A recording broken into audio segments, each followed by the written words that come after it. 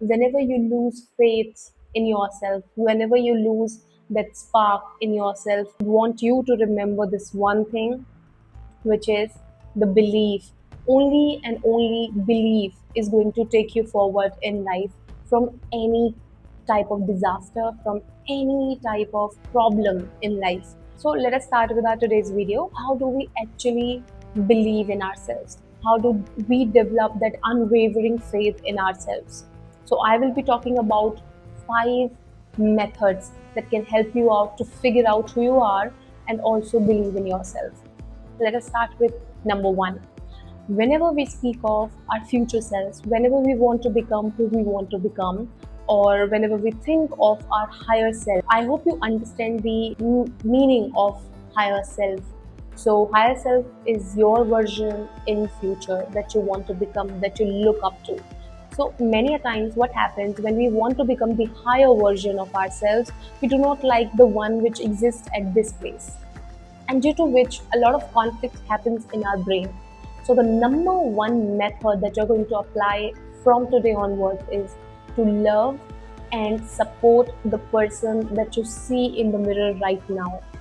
Because if you do not believe in that person, or if you do not like that person, it will be very difficult to move forward and to have the or to reach to the point where you can become your higher self. This is what I mean. I remember I was struggling with a lot of stress during that time when I was preparing, and even it keeps on happening sometimes. Sometimes I repeat myself because I have done inner work up to a point. But yeah, whenever the waves come of lacking that self belief in myself, I always remind myself that no matter what happens in life, the only thing which is going to change your perception is your faith and belief again in yourself. So, whenever such thing happens, or whenever you start anything to do in your life, is first and foremost thing is to love the current version of yourself. Because once you show empathy and once you empathize with the current version of yourself, that is how you're going to quantum leap or jump to the next version of yourself. So I hope I'm making sense over here. Now, also one more thing here is that you are the current version who needs help right now. So that's why you need to support the current version of yourself, and then we will move forward with our future selves. Now, let us talk about step number two. Once you have started showing yourself empathy, start showing yourself support, start giving yourself that exposure which is needed to have faith, then you will move forward to find out areas of improvement in you, scope of improvement. Okay, so once you figure out that now you have realized, okay, I need to move forward with the current version of myself, which is going to lead you to your future self, you are going to figure out what are the areas of improvement. Note down, map it out, because I have done it, and trust me, today if I'm sitting here, I know how to jump the leaps. Okay, if you are someone who has an idea about quantum leap, or who believes in quantum leaping, I am telling you, it only and only depends on your ability to take actions. That is how you're going to jump timelines, by taking actions. That's it. So once you have figured out what are the areas of improvement, what is the scope of improvement right now, then we are going to move to our step number three. Own those flaws, to own those areas of improvement. Because if you are going to deny that, no, I do not like this thing, no, I do not, I'm fine however I am, मैं जैसा हूँ या मैं जैसी हूँ मैं वैसे ही रहूंगी, this is such a narrow statement. Narrow minded people use this type of statement that they want to remain as it is. Well, if you do not see growth in your life, then my friend, you're not going to reach to the next level of your life. You're going to miss out on the best and best parts of life, because we need to understand that nature loves change and change is the only constant. So if you are someone right now, you need to be someone else in future to sustain your lifestyle, to sustain your livelihood, or whatever you do in life. Okay, and it's especially is more related to the relationships in our surroundings, because we need to evolve for the people we love. And I'm pretty sure that you have people in your life that you love, be it your siblings, be it your family members, be it your spouse, be it your girlfriend or boyfriend, or anyone out there, okay? The partner that you love. So for them, you need to evolve over the period of time. Once you have decided what are the behaviors, what are the things that I need to work on, then you need to own them confidently. Own your flaws. This is what I mean. This is the step number three.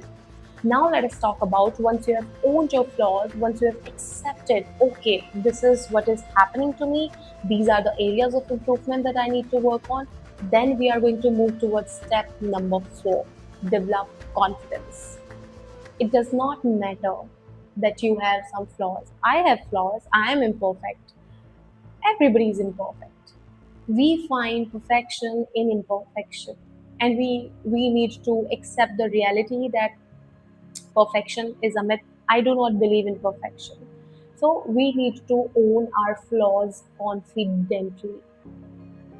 There are few things in my behavior which I do not like and I am still working on. But that does not mean that I will belittle myself, because I know I am a lifelong learner. I will keep on evolving myself. I will keep on developing the future self that I need to be. 5 years ago, I dreamt of, I'm exactly that woman. I'm not kidding you. I'm exactly the woman that I wanted to be 5 years ago. And I'm pretty sure that I am going to be the woman I want to be in next 5 years. So it is only and only because of the confidence that I carry within myself.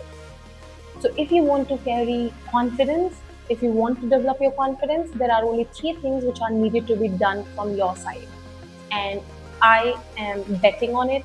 Once you do this, you are definitely going to feel that wave of difference in your lifestyle. Okay? So let us start by number one method to develop confidence. Number one method is to be so distinguishedly read, or I can say be so knowledgeable. Okay? Be so good at what you do that you have an idea of what you are doing right now. Okay? So add layers to your personality. What I mean by adding layers to your personality is to be so distinguishedly read that no matter where you are sitting, at which table you are sitting, be it in front of our Prime Minister, be it in front of anyone in the world, you have something to speak, you have your opinions to share. So, how you are going to develop and how are you going to make sure that you have opinions is to add layers to your personality again. How are you going to add layers to your personality? So, let's suppose if I am someone who is coming from a field of behavioral skills or personality development, that does not mean that I'm not going to explore other fields or other businesses out there or other topics out there. So I keep on reading stuff. I keep on reading articles. I keep on reading different books, you can say. So once in a while, keep on reading pages, keep on adding to that knowledge, existing knowledge. I'm pretty sure that you have good knowledge right now, but then you should not be satisfied by this amount of knowledge. Once you do that, you will find out that wherever you're sitting and you have something to say, automatically you're going to feel confident. Now, let us talk about number two. Tell me, whenever you enter a room or whenever you are sitting in a room, somebody else enters, what do you notice? The number one thing that we notice is their appearance. Right now, I am sitting here, you see me, what am I wearing, what is in my background. So it is all about presentation. It is like when you go to supermarket and you have to buy something, you are attracted to the packaging of the product. And then later on you find out if the product is worthy of using or not. Right? So this is the same case with us humans. Unfortunately, we are psychologically wired in that way. So you will only talk to people or talk to any person out there that you like, and you like on the basis of how they look. This is the harsh reality. Yes, there are moments where you may find out someone who is very knowledgeable, who is very wonderful personality wise once you talk to them, and they may not look up to your standards from outside. but these are rare cases. Why do you want to leave the chances to have the privilege when you can look presentable and find out the opportunities for yourself? You will realize it once you start dressing up differently, once you start dressing up to be comfortable in your skin, of course, and then stand out in public. Then you will realize that how people are being treated differently simply because they put efforts in the dressing, they put efforts in the presence. Now let us talk about our body language as well. So your body language, it depends quite a lot on your posture, on your way of speaking. Right now you can see that my hands are moving. I'm using different facial expressions as per the lines that I'm speaking. So this needs to be in your personality. And apart from this, what you can do is lift weights. Lift weights to work on your physique. At least reach up to a level where you feel proud of yourself. Once we have the discipline and consistency in anything, in any form of exercise, you will realize that you automatically feel or think highly of yourself. It is very, very important. Now, let us talk about the third step of developing confidence. You have to repeat number one and number two ample, or I can say enough number of times that it develops or it looks like it is your natural personality.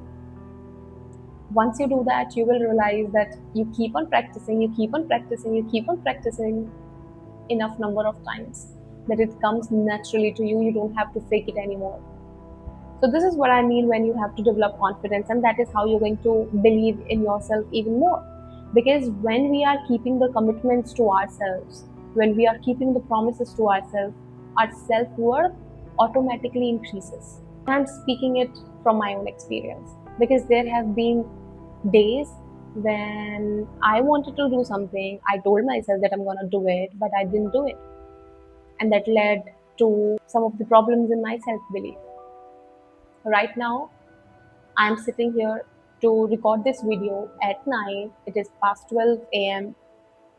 I don't know what time it is right now, maybe 1 a.m. And I have been long gone from YouTube, but I decided that this time I am going to try it as much as possible. So that's why I'm sitting here, and that's why I'm telling you that once you start keeping the promises to yourself, you will think highly of yourself, and it is very, very important when it comes to self-belief to think highly of yourself, that you are worthy enough of whatever you set your mind to. Now we are going to discuss about step number 5 to work on your self-belief. Everything that I have discussed about till now will only be possible when you have a faith stronger than your failures. There will be times when you will fail in each and every step that I have mentioned right now. But if your faith is unwavering, if you believe that you are being watched by universe, by God, or whosoever you believe in, you will realize that the amount of confidence and belief you gather through that energy is massive. And I have experienced it myself. Whatever I'm speaking in this video is I'm speaking it from my own experience. Take my words. Because once your faith in God, in universe, in whosoever you believe in is so strong that nobody can break it, no situation, no circumstances can break it, you will be unstoppable. So, I will end this video by saying that your faith needs to be stronger than your desire to stay safe. Thank you so much for watching. I'll see you in next video.